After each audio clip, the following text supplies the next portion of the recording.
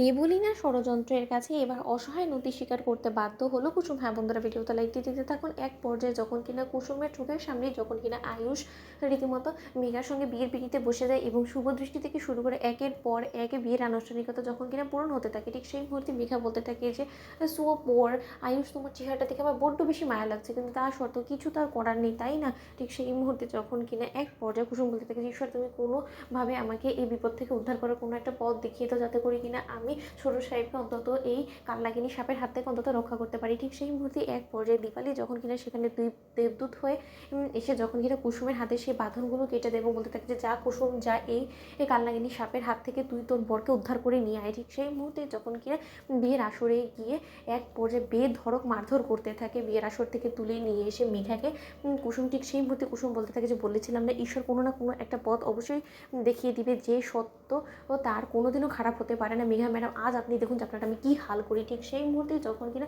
আয়ুষ বলতে থাকে যে আর এক মুহূর্ত অপেক্ষা না করে ওকে এক্ষুনি ইন্সপেক্টরের হাতে তুলে দিতে চাই আমি। কুসুম, তুমি নিজের আইন হাতে তুলে নিও না। ঠিক সেই মুহূর্তে যখন কিনা এক পর্যায়ে কুসুম বলতে থাকে যে না ছোটো সাহেব, এত সহজে তো মেঘা ম্যাডামকে আমি ছেড়ে দেবো না।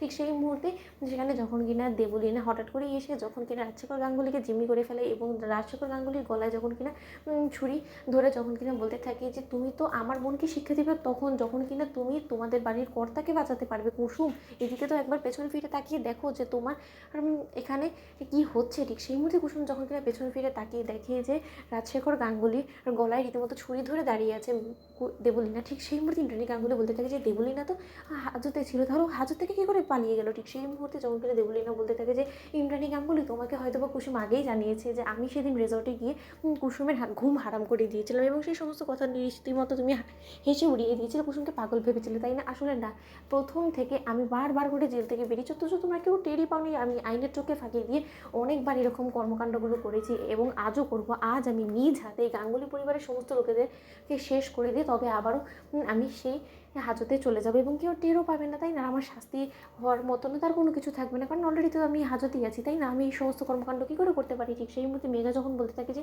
আমি খুব ভালো করে জানতাম যে আমার এই বিপদে তুই অবশ্যই আসবি, তুই এদের সব কটাকে শেষ করে দে।